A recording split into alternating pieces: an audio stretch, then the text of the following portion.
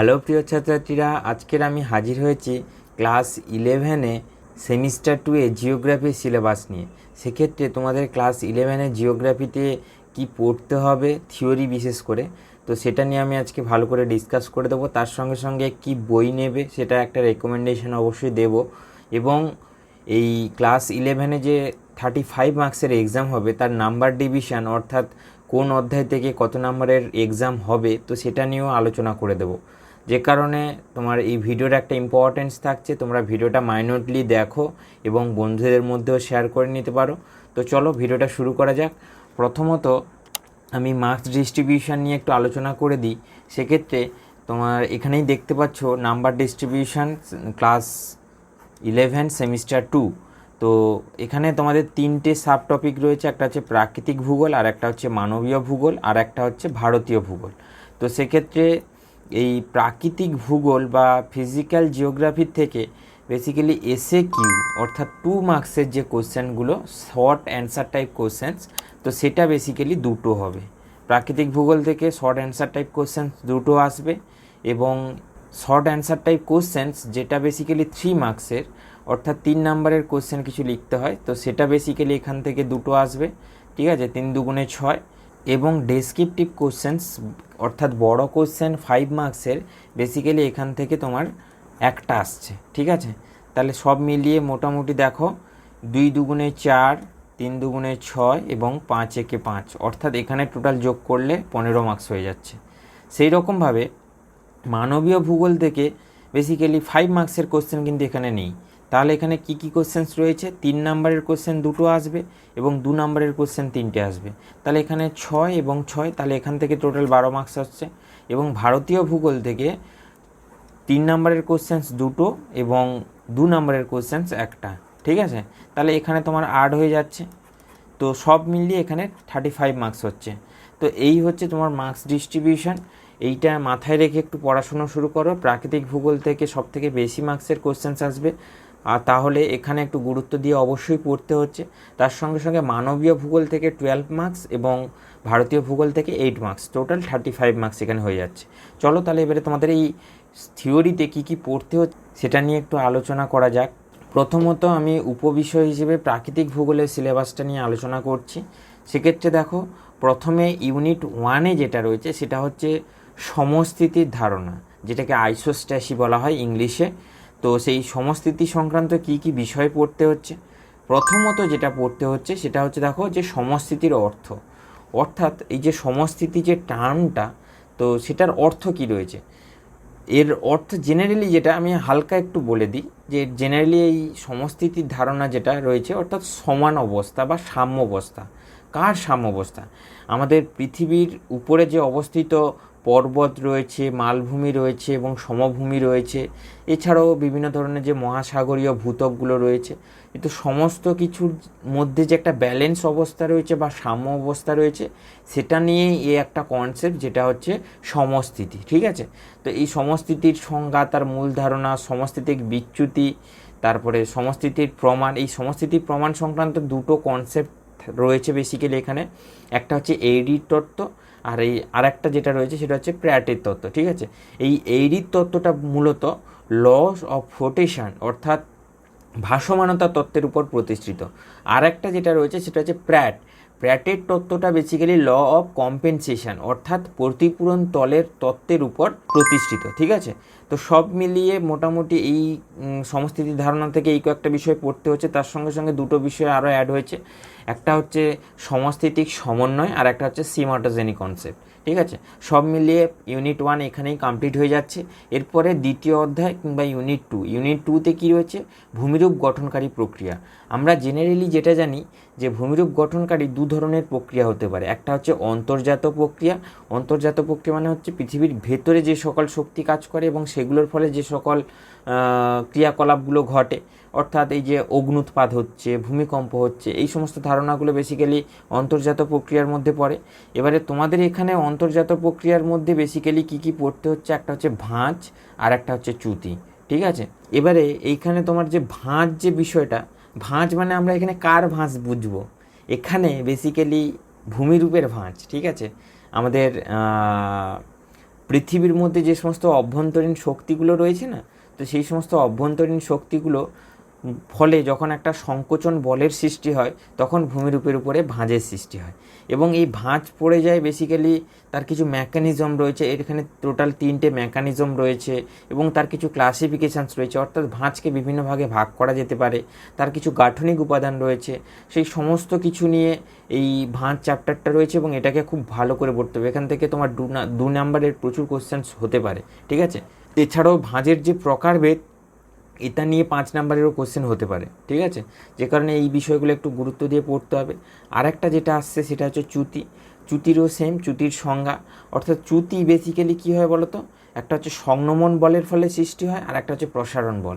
সংনমন বল মানে হচ্ছে এই ধরো দুদিক থেকে বল যখন এই দিকে প্রেসার করছে তখন চ্যুতির সৃষ্টি হয়, আর একটা যেটা হচ্ছে প্রসারণ বল, অর্থাৎ একটা থেকে আর একটা দূরে সরে যাচ্ছে, সে সমস্ত কন্ডিশানেও চ্যুতির সৃষ্টি হতে পারে, ঠিক আছে। এবারে তার কিছু মেকানিজম রয়েছে, অর্থাৎ চ্যুতি গঠনের কিছু পদ্ধতি, সেটা নিয়ে বেসিক্যালি তোমাকে জানতে হবে। তারপরে তার কিছু গাঠনিক উপাদান রয়েছে, তার মধ্যে চ্যুতিতল, চ্যুতিরেখা, নতি, আয়াম, ক্ষেপ, ব্যবধি, এই সমস্ত কিছু নিয়ে একটু আলোচনা করতে হবে এই চ্যুতির চ্যাপ্টারের মধ্যে। তারপরে যেটা আসছে সেটা হচ্ছে বহির্জাত প্রক্রিয়া। এবারে এই বহির্জাত প্রক্রিয়া মানে কি, এই কথাটার মধ্যেই লুকিয়ে রয়েছে যে পৃথিবীর বাইরে যে সকল প্রাকৃতিক শক্তি কাজ করে এবং তার ফলে যে সমস্ত ভূমিরূপের পরিবর্তন ঘটে তখন সেগুলোকে আমরা বলছি বহির্জাত প্রক্রিয়া, ঠিক আছে। এবারে এই বহির্জাত প্রক্রিয়ার মধ্যে জেনারেলি আমরা আবহ বিকারকে ইনক্লুড করতে পারি। আবহ বিকার বেসিক্যালি বাইরের, অর্থাৎ উষ্ণতা, আর্দ্রতা, বৃষ্টিপাত, বিভিন্ন ধরনের জীবজন্তু, বিভিন্ন ধরনের রাসায়নিক গ্যাস ইত্যাদির কারণে যখন ভূমিরূপের পরিবর্তন ঘটে তখন সেগুলোকে আমরা আবহ বিকার বলে থাকি। এবারে আবহ বিকারে এই বহির্জাত প্রক্রিয়ার মধ্যে পড়ছে এবং আবহ বিকার সংক্রান্ত বিভিন্ন বিষয় রয়েছে, যেমন ধরো এখানে যান্ত্রিক আবহ বিকার, ঠিক আছে। তাহলে যান্ত্রিক আবহ বিকার আমরা ক্লাস 9-এ কিংবা 10-এ অল্প বিস্তর পড়ে এসেছিলাম, যে প্রস্থচ্ছেদ খণ্ডীকরণ, স্বল্পমোচন, তারপরে ক্ষুদ্রকণা বিসরণ, এই সমস্ত কিছু কিন্তু এই যান্ত্রিক আবহ বিকারের মধ্যে রয়েছে।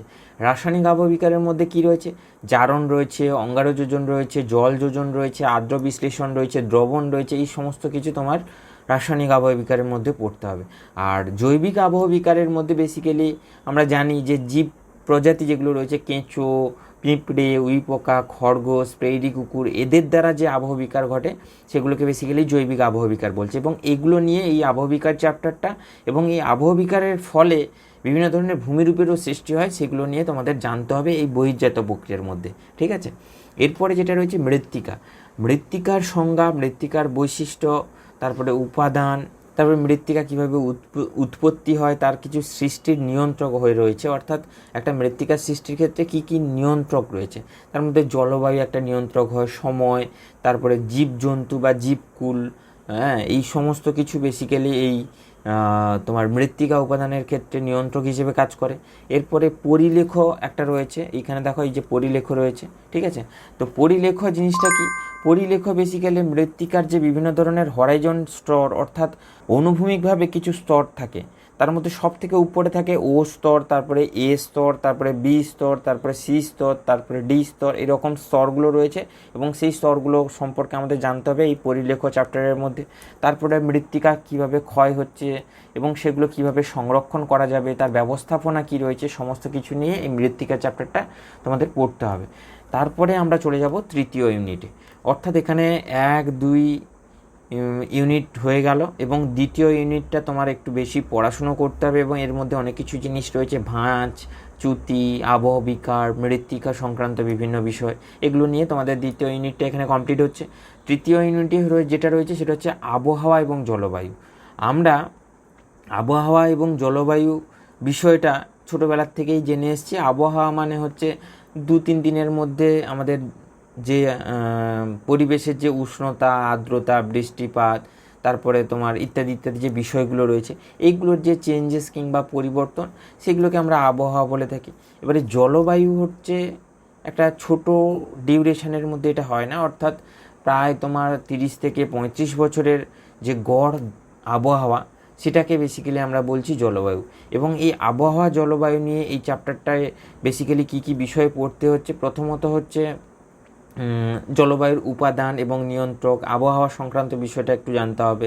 তারপরে হচ্ছে সূর্যরশ্মির তাপীয় ফল, অর্থাৎ আমাদের যে সূর্যরশ্মির থেকে যে তাপ পৃথিবীতে আসছে এবং বায়ুমণ্ডলকে উত্তপ্ত করছে, তো সেই সংক্রান্ত একটা চ্যাপ্টার এটা।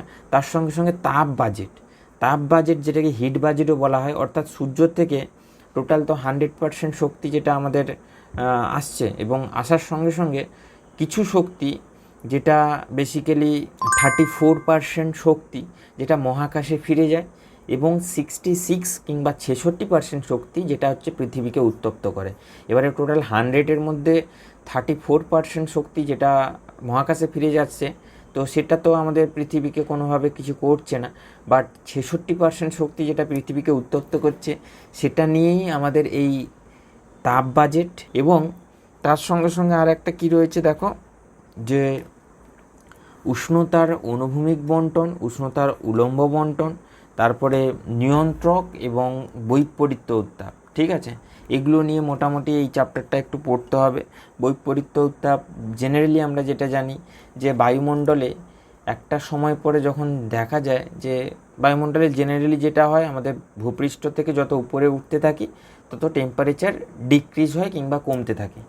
কোনো একটা স্তরে কি হয়, এই টেম্পারেচারটা না কমে সেটা আবার বৃদ্ধি পেতে থাকে। এই যে ঘটনা বা এই যে ফেনোমেনাটাকে বেসিক্যালি বলা হয় বৈপরীত্য উত্তাপ। ঠিক আছে, তো সেগুলো নিয়ে আরও বিস্তারিত যখন আমাদের ক্লাস শুরু হবে বা আমাদের অনলাইন ক্লাসেও জয়েন করতে পারে, সেখানে এই সমস্ত বিষয়গুলো নিয়ে আলোচনা করা হচ্ছে এবং হবে। তো সেটা একটা বিষয়। তার সঙ্গে সঙ্গে আর একটা যেটা আসছে আবহাওয়া এবং জলবায়ুর মধ্যে, সেটা হচ্ছে বায়ুমণ্ডলীয় সংবহন এবং বায়ুমণ্ডলীয় সংবহনের কারণ, এবং তার সঙ্গে সঙ্গে যেটা রয়েছে ত্রিকোষীয় দ্রাঘিমাগত সংবহন মডেল। এই ত্রিকোষীয় দ্রাঘিমাগত সংবহন যে মডেলটা, এর মধ্যে 3টে মডেল রয়েছে। একটা হচ্ছে তোমার হ্যাডলি সেল বলা হয়, ফেরেল সেল বলা হয়, আর একটা হচ্ছে মেরু সেল বলা হয়। ঠিক আছে, হেডলি কোষ, ফেরেল কোষ এবং মেরু কোষ, এই 3টে বিষয় নিয়ে এই ত্রিকোষীয় মডেল। এবং এই ত্রিকোষীয় মডেলটা একটু ভালো করে পড়ে রাখতে হবে এক্সামের পয়েন্ট অফ ভিউ থেকে। তারপরে তোমার নিয়ত বায়ু রয়েছে, আঞ্চলিক বায়ু প্রবাহ রয়েছে, তার মধ্যে যেটা রয়েছে ওয়াকার সংবহন, তারপরে ঊর্ধ্ব বায়ু প্রবাহ বা জেট প্রবাহ, সেগুলো নিয়ে মোটামুটি জানতে হবে আমাদের আবহাওয়া এবং জলবায়ু চ্যাপ্টারটার মধ্যে। ঠিক আছে, এরপরে চতুর্থ ইউনিটে যেটা রয়েছে সেটা হচ্ছে বায়ুমণ্ডল। বায়ুমণ্ডল নিয়ে কি পড়তে হচ্ছে, অর্থাৎ বায়ুমণ্ডল এবং ভূপৃষ্ঠে জলরাশির ধরন, তার সঙ্গে সঙ্গে আমাদের ভূপৃষ্ঠে জলরাশির বণ্টন, অর্থাৎ আমাদের টোটাল ভূপৃষ্ঠে জলরাশি কোন জায়গায় কত পরিমাণে রয়েছে সেগুলো নিয়ে মোটামুটি একটা হিসেবপত্র রয়েছে। তার সঙ্গে সঙ্গে বিশ্ব জলচক্র, হ্যাঁ, তারপরে জলপ্রবাহের ধারণা এবং জলবিদ্যার একক রূপে নদী অববাহিকা, অর্থাৎ drainage basin as a hydrological unit, এই একটা কনসেপ্ট রয়েছে, সেটা নিয়ে একটু ভালো করে পড়তে হবে। অর্থাৎ আমাদের জলবিদ্যার একক রূপে নদী অববাহিকাকে কেন আমরা ধরছি, এবং সেটা নিয়ে বিস্তারিত আলোচনা এই টপিকটার মধ্যে রয়েছে, এবং এটা খুব ইম্পর্টেন্ট। ঠিক আছে, তোমাদের 3 কিংবা 5 নম্বরের এই কোশ্চেন্সটা চলে আসার সম্ভাবনা রয়েছে, এবং এটা খুব ইম্পর্টেন্ট একটা কোশ্চেন। ঠিক আছে, তো এটা নিয়ে মোটামুটি বায়ুমণ্ডল কমপ্লিট হচ্ছে, এবং এই কয়েকটা বিষয় নিয়ে এখানে প্রাকৃতিক ভূগোলের চ্যাপ্টারটাও কমপ্লিট হচ্ছে। ঠিক আছে, এবারে প্রাকৃতিক ভূগোলে তোমাদের তাহলে এইখানে 4টে ইউনিট পড়তে হচ্ছে, হ্যাঁ, এবং 4টে ইউনিট নিয়ে মোটামুটি একটা অল্প বিস্তর ধারণা দিলাম। এরপরে আমি চলে যাব মানবীয় ভূগোলে। এইবার মানবীয় ভূগোলে বেসিক্যালি প্রথম ইউনিটে কি আসছে, সেটা হচ্ছে মাধ্যমিক কার্যাবলী, যেটাকে আমরা শিল্পকে এই মাধ্যমিক কার্যাবলীর মধ্যে ফেলি। অর্থাৎ আমাদের যে অর্থনৈতিক কার্যাবলীগুলো রয়েছে না, তো সেই অর্থনৈতিক কার্যাবলী টোটাল 5টা রয়েছে। 5টার মধ্যে প্রথমে যেটা রয়েছে সেটা হচ্ছে প্রাথমিক শ্রেণীর অর্থনৈতিক কার্যাবলী। তো সেটা নিয়ে এখানে কোনো আলোচনা নেই। এটা শুরু হচ্ছে প্রথম ইউনিটে, যেটা সেটা হচ্ছে মাধ্যমিক শ্রেণীর অর্থনৈতিক কার্যাবলী, যার মধ্যে শিল্প পড়ে। এবং এই শিল্পের মধ্যে কি কি আসছে, শিল্প জিনিসটা কি, তার প্রকারভেদ, শিল্প স্থাপনের কারণ, অর্থাৎ কোন কোন জায়গাতে শিল্প স্থাপন হয় এবং কি কি কারণে সেই সমস্ত জায়গাতে শিল্প স্থাপন হচ্ছে, সেগুলো সম্পর্কে অল্প বিস্তর জানতে হবে। এবং এই শিল্পের আন্ডারে বেশ কিছু শিল্প সম্পর্কে জানতে হবে, তার মধ্যে কৃষিভিত্তিক শিল্প এবং সমুদ্রভিত্তিক শিল্প, অরণ্যভিত্তিক শিল্প, খনিজ ভিত্তিক ধাতব শিল্প, আর এর মধ্যে অধাতব শিল্পও কিছু রয়েছে, এবং শিল্পভিত্তিক শিল্প। ঠিক আছে, তাহলে এই বিষয়গুলো নিয়ে মোটামুটি প্রথম ইউনিট কমপ্লিট হচ্ছে, এবং এই সমস্ত যে শিল্পগুলো, কোন দেশ এই শিল্পগুলোর দিক থেকে এগিয়ে, এবং সেই দেশে কেন এই শিল্পগুলো বেশি ডেভেলপ করেছে তার কারণ, হ্যাঁ, তো সেইগুলো নিয়ে মোটামুটি এই প্রথম ইউনিটে একটু পড়াশুনো করতে হবে। যেমন কৃষিভিত্তিক শিল্পের দিক থেকে চীন কিন্তু অনেকটা এগিয়ে, তারপরে আমেরিকা যুক্তরাষ্ট্র অনেকটা এগিয়ে, তারপরে সমুদ্রভিত্তিক শিল্পের দিক থেকে জাপান কিন্তু অনেকটা এগিয়ে, ঠিক আছে, তারপরে বাংলাদেশও রয়েছে। তারপরে অরণ্যভিত্তিক শিল্পের দিক থেকে তোমার আমেরিকা যুক্তরাষ্ট্র রয়েছে, কানাডা রয়েছে। এগুলো কেন এগিয়ে, তার অনুকূল ভৌগোলিক পরিবেশ, সেগুলো নিয়ে মোটামুটি আলোচনা করতে হবে তোমার প্রথম ইউনিট, বা যেটাকে আমরা বলছি মাধ্যমিক শ্রেণীর অর্থনৈতিক ক্রিয়াকলাপ। এরপরে দ্বিতীয় ইউনিটে যেটা রয়েছে সেটা হচ্ছে পরিষেবামূলক ক্রিয়াকলাপ, হ্যাঁ, যেটাকে বেসিক্যালি আমরা তৃতীয় শ্রেণীর অর্থনৈতিক ক্রিয়াকলাপের মধ্যে ফেলি। তার মধ্যে কী কী রয়েছে? পরিষেবামূলক কার্যাবলীর বাণিজ্য এবং পরিবহন, পরিষেবা, তারপরে যোগাযোগ এবং পর্যটন, এই কয়েকটা বিষয় নিয়ে মোটামুটি তোমাকে আলোচনা করতে হবে দ্বিতীয় ইউনিটে। এবং তৃতীয় ইউনিটে যেটা পড়তে হবে সেটা হচ্ছে নব্য স্তরের অর্থনৈতিক ক্রিয়াকলাপ, হ্যাঁ, যেটাকে বেসিক্যালি চতুর্থ শ্রেণীর অর্থনৈতিক ক্রিয়াকলাপের মধ্যেও ফেলা হয়, যার মধ্যে বেসিক্যালি আসছে ইনফরমেশান এবং কমিউনিকেশান, অর্থাৎ তথ্য এবং যোগাযোগ প্রযুক্তিভিত্তিক শিল্প, তার সঙ্গে সঙ্গে গবেষণা এবং উন্নয়ন ভিত্তিক শিল্প। এই কয়েকটা বিষয় তোমাদের সিলেবাসে রয়েছে, এবং এই কয়েকটা বিষয় পড়লে তোমাদের মানবীয় ভূগোল থেকে কমপ্লিট হয়ে যাচ্ছে। এবং তোমাদের মানবীয় ভূগোল থেকে 12 নাম্বার আসবে, আমি একটু আগে আলোচনা করে দিয়েছি। এরপরে চতুর্থ ইউনিটে যেটা রয়েছে সেটা হচ্ছে অতি নব্য স্তরের ক্রিয়াকলাপ। তার মধ্যে বেসিক্যালি যেটা আসছে সেটা হচ্ছে বিশেষজ্ঞ, সিদ্ধান্ত গ্রহণকারী যারা রয়েছে, পরামর্শদাতা যারা রয়েছে, নীতি নির্ধারক যারা রয়েছে, তাদের সম্পর্কে অল্প বিস্তর জানতে হবে। এবং এরাই বেসিক্যালি অতি নব্য স্তরের অর্থনৈতিক ক্রিয়াকলাপের মধ্যে পড়ছে, এবং এটাকে বেসিক্যালি বলা হচ্ছে তোমার পঞ্চম শ্রেণীর অর্থনৈতিক ক্রিয়াকলাপ, ঠিক আছে। তাহলে এই কয়েকটা বিষয় নিয়ে তোমাদের মানবীয় ভূগোল এবং মানবীয় ভূগোলের আলোচনা, এবং এগুলো তোমাকে একটু ভালো করে ডিপলি পড়তে হবে, ঠিক আছে। এবং এরপরে যেটা আসছে সেটা হচ্ছে ভারতীয় ভূগোল। ভারতীয় ভূগোল থেকে প্রথম ইউনিটে যেটা রয়েছে ভারতের জলবায়ু, এবং এখানে যেটা রয়েছে দেখো, ভারতের জলবায়ুর অঞ্চল যেগুলো রয়েছে সেগুলো সম্পর্কে জানতে হবে। তারপরে জলবায়ু নিয়ন্ত্রক হিসেবে কি কি বিষয় রয়েছে, এবং মৌসুমি জলবায়ুর প্রকৃতি, তারপরে জলবায়ুর যে ঋতুগত বৈচিত্র্য সেইগুলো, তারপরে মৌসুমি বায়ু এবং ভারতের অর্থনীতি, অর্থাৎ মৌসুমি বায়ু আমাদের ভারতের অর্থনীতির ক্ষেত্রে কী কী ইম্প্যাক্ট ফেলে, কী কী পজিটিভ ইম্প্যাক্ট ফেলে, সেগুলো সম্পর্কে তোমাদের জানতে হবে। তারপরে এই যে এনসো যে ঘটনাবলীটা, এটা সম্পর্কে তোমাদের জানতে হবে। এনসো মানে কি বলো তো? এল নিনো সাউথার অক্সিলেশন, ঠিক আছে, এল নিনো সাউথার অক্সিলেশন। তাহলে এইটা সম্পর্কে, এই যে ঘটনাবলীটা, সেটা সম্পর্কে আমাদের জানতে হবে, এবং তার কী প্রভাব রয়েছে, এবং বিশ্ব উষ্ণায়নের প্রভাব কী রয়েছে, সেগুলো সম্পর্কে তোমাদের এখানে প্রথম ইউনিটে জানতে হবে। এবং দ্বিতীয় ইউনিটে ভারতের যে স্বাভাবিক উদ্ভিদগুলো রয়েছে তার মধ্যে তার প্রকারভেদ, বাস্তুতান্ত্রিক এবং অর্থনৈতিক তার গুরুত্ব, তারপরে অরণ্য ব্যবস্থাপনার যে সমস্ত নীতিগুলো রয়েছে, ঠিক আছে, যার মধ্যে বেসিক্যালি তোমাকে পড়তে হবে সামাজিক বনসৃজন, তারপরে যৌথ বন ব্যবস্থাপনা, এই সমস্ত কিছু রয়েছে। তারপরে অরণ্য ব্যবস্থাপনার যে সমস্ত কর্মসূচিগুলো রয়েছে, সমস্ত মিলিয়ে তোমাদের এই দ্বিতীয় ইউনিটটা এখানে কমপ্লিট হচ্ছে। এবং তৃতীয় ইউনিটে যেটা রয়েছে ভারতের প্রাকৃতিক দুর্যোগ ও বিপর্যয়। এবারে ভারতের যে প্রাকৃতিক দুর্যোগগুলো কোন কোন জায়গাতে হয়, এবং এখানে তোমাদের পশ্চিমবঙ্গের যে দুর্যোগ প্রবণ এলাকাগুলো রয়েছে সেগুলো সম্পর্কে একটু বিস্তারিত জানতে হবে। তার সঙ্গে সঙ্গে জানতে হবে দুর্যোগ কাকে বলে, দুর্যোগের ধারণা, দুর্যোগের শ্রেণীবিভাগ, তারপরে প্রাকৃতিক বিপর্যয় সমূহ যেগুলো রয়েছে সেগুলো সম্পর্কে অল্প বিস্তর জানতে হচ্ছে। তারপরে দুর্যোগকে কীভাবে ব্যবস্থাপনা করা যায় কিংবা ম্যানেজ করা যায়, অর্থাৎ কোনো একটা দুর্যোগ যদি আসে সেক্ষেত্রে সেটাকে কীভাবে আমরা ম্যানেজ করব, কিভাবে সম্পদ ক্ষতি কিংবা প্রাণের ক্ষতির হাত থেকে নিজেকে বাঁচাতে পারবো, সেই সমস্ত বিষয়গুলোকে নিয়ে এই ব্যবস্থাপনার যে পদ্ধতি সেটা নিয়ে আলোচনা করতে হবে। এবং প্রাকৃতিক ব্যবস্থাপনার কিছু নীতি যেগুলো বেসিক্যালি এই ইউনিটের মধ্যে পড়তে হচ্ছে। তাহলে এখানে তোমার টোটাল 3টে ইউনিট রয়েছে, ঠিক আছে। এরপরে আমি বইগুলো নিয়ে আলোচনা করছি। আশা করছি তোমাদের সিলেবাস সম্পর্কে একটা অল্প বিস্তর ধারণা অবশ্যই জন্মেছে, এবং তোমাদের কী কী পড়তে হচ্ছে দ্বিতীয় সেমিস্টারে সেটা নিয়ে একটা ধারণা অবশ্যই এসছে। এরপরে আমি দ্বিতীয় সেমিস্টারে জিওগ্রাফি কিংবা ভূগোলের জন্য কী কী বই নেবে সেটা নিয়ে একটু বলে দিচ্ছি। প্রথমত তোমরা সবাই জানো, যেটা বিবি কুণ্ডু গ্র্যান্ডসন্স পাবলিকেশন থেকে বইটা পাবলিশ করা হয়, সমরেন্দ্রনাথ মোদক স্যারের বই। এই বইটা অবভিয়াসলি ভালো একটা বই এবং খুব ইনফরমেটিভ বই, ঠিক আছে। এই বইটা ম্যাক্সিমাম স্টুডেন্ট রেফারেন্স বুক হিসেবে রাখে। তো তোমাদের আমি এটা বলবো, এটা অবশ্যই চোখ বন্ধ করে রাখতে পারো, এক্ষেত্রে কোনো অসুবিধা নেই। আরও প্রত্যেকটা বই, প্রত্যেকটা লেখকই ভালো, ঠিক আছে, প্রত্যেকটা বই ইনফরমেটিভ, বাট লেখার ধরনের দিক থেকে, এবং তোমাদের যেহেতু ডেসক্রিপটিভ কোশ্চেন্স হচ্ছে এবং ডেসক্রিপটিভ লেখা হবে, অর্থাৎ 5 নাম্বার 3 নাম্বার 2 নম্বরের কোশ্চেন্সগুলো তোমাদের এক্সামে লিখতে হচ্ছে। সেক্ষেত্রে সেই পয়েন্ট অফ ভিউ থেকে এই বইটাও নিতে পারো এবং প্রান্তিকের এই বইটাও নিতে পারো, এই বইটাও খুব ভালো বই, ঠিক আছে। এছাড়াও এই যে বুক ইন্ডিয়ার বই রয়েছে, রায় মার্টিনের বই রয়েছে, পারুল প্রকাশনীর বই রয়েছে। এছাড়াও তোমাদের সেকেন্ড সেমিস্টার কিংবা ক্লাস 11-এর ক্ষেত্রে যে ব্যবহারিক ভূগোলের পার্টগুলো রয়েছে বা প্র্যাকটিক্যালের পার্ট রয়েছে, সেক্ষেত্রেই এবিএস পাবলিকেশন হাউস থেকে একটা প্র্যাকটিক্যালের বই পাবলিশ করে, যেটা ডক্টর অনিশ চট্টোপাধ্যায় স্যার লিখেছেন। তো এই বইটাও তোমরা রেফারেন্স বুক হিসেবে রাখতে পারো অ্যাজ এ প্র্যাকটিক্যাল বুক। তার সঙ্গে সঙ্গে আরও কিছু বই রয়েছে, যেমন এখানে দেখো অনুজ বর্মন সরকার স্যারের একটা বই রয়েছে, তারপরে সিদ্ধাংশু শেখর ভট্টাচার্যের একটা বই রয়েছে, চন্দন সুরভি দাস এবং দুলাল দাসের একটা বই রয়েছে ছায়ার বই। এই বইটাও খারাপ নয়, এটাও ভালো বই, তোমরা নিতে পারো। এই কয়েকটা বই বাজার চলতি, এখন প্রচুর বই অ্যাভেলেবেল হয়েছে, তোমরা যে কোনো একটা বই নিয়ে মোটামুটি পড়াশুনো শুরু করতে পারো। আর মূল যে বিষয়টা সেটা হচ্ছে মুখস্থ করার থেকে জিওগ্রাফি যেহেতু কনসেপচুয়াল কিছু বিষয় রয়েছে, তো প্রচুর কনসেপ্ট তোমাকে বুঝতে হবে, ঠিক আছে। এ নয় যে সব আমি মুখস্থ করে উতরে যাব, প্রচুর কনসেপ্ট, প্রচুর থিওরি।